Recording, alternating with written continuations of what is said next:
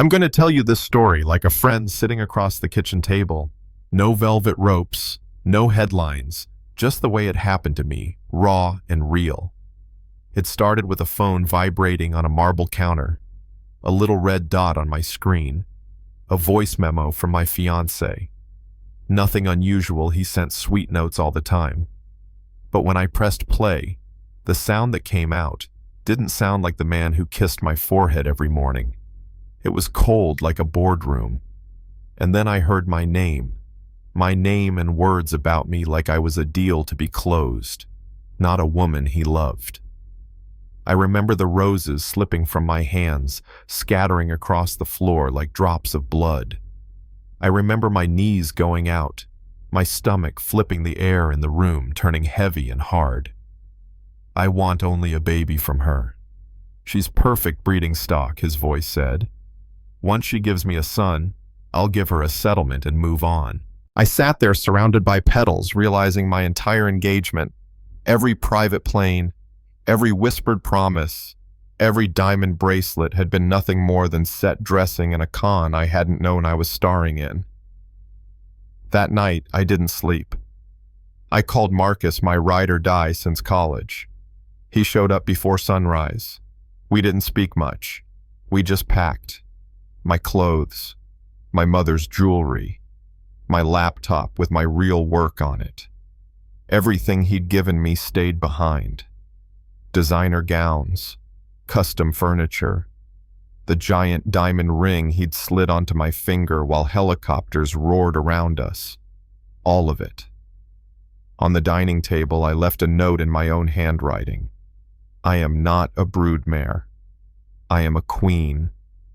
8 words. That was my entire exit speech. By the time his jet touched down in New York, I was already gone. Phone off. SIM card snapped in half. Wedding canceled.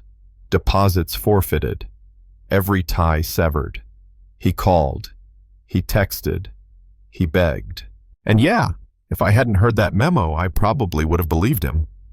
The man is a born performer, tears on cue, heartbreak in his voice. But now I knew which version was real, the one talking to his partner about timelines and ovulation apps, not the one sending me sunflowers and love notes. Meanwhile, his world started cracking. The press didn't know, but I heard through friends, skipped board meetings, fights with his investors, his mistress finally moving into the penthouse, only to find a shell of a man. He was unraveling. And me.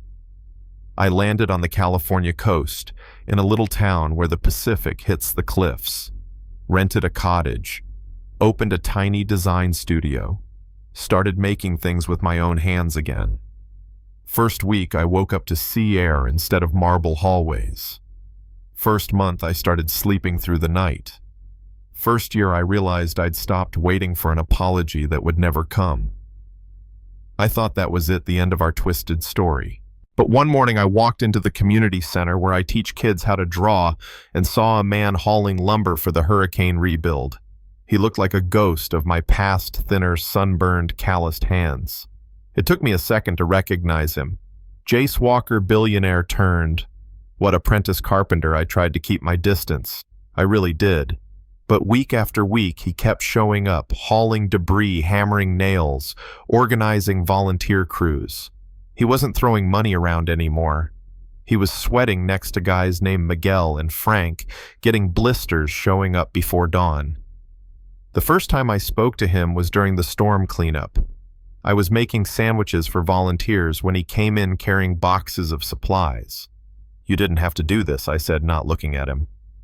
Yeah, I did, he said quietly. Because Mrs. Chen reminds me of my grandmother. Because Miguel's kids need a safe roof. Not because of you. It was the first time his words didn't feel like a performance. Just a man explaining himself. We stayed polite for months, passing in hallways, nodding on sidewalks. But little by little walls started to crumble. One morning, he was sitting on a bench with an ice pack on his hand. Table saw disagreed with me, he said, holding up bandaged fingers. Frank sent me home. I laughed despite myself. You've been working double shifts again. He just shrugged. They need it done. I have the time. And for the first time in a long time, I sat down beside him.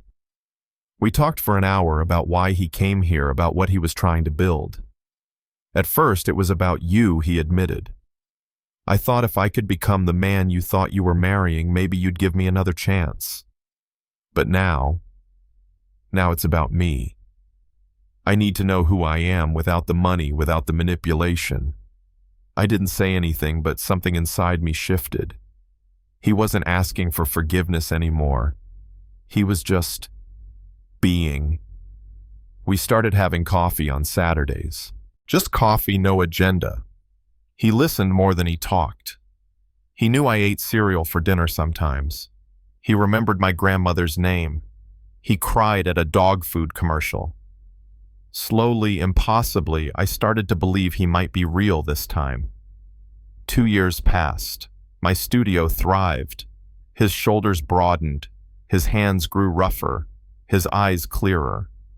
We went from coffee to walks, from walks to dinners, from dinners to sitting on my porch, reading in silence. He never tried to touch me without asking. He never asked for more than I was willing to give. Then one afternoon he came to my workshop, eyes nervous, hands fidgeting. I have to go back to New York, he said. The board wants me to resume as CEO, legal stuff with my grandfather's will. My stomach dropped. Of course he was leaving. This was always temporary. But before I go, he said, pulling something from his pocket, I need to ask you this. He knelt down on my workshop floor among the wood shavings, not with a diamond the size of a quail egg, but with a thin silver band, rough-edged a small stone that caught the light like sea glass. This isn't about what I need from you, he said. This is about what I want to give.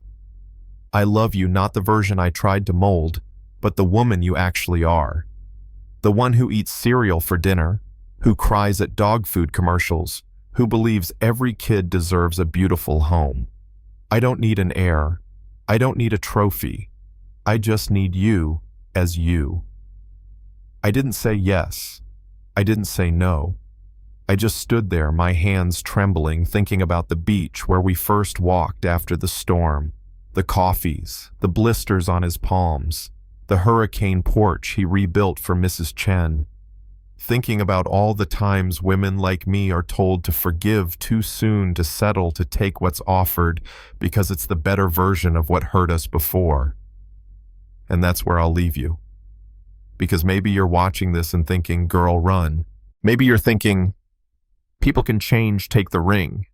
Maybe you've been where I've been fooled, used, then stunned when the person who broke you shows up with new eyes and calloused hands. Tell me in the comments what you'd do.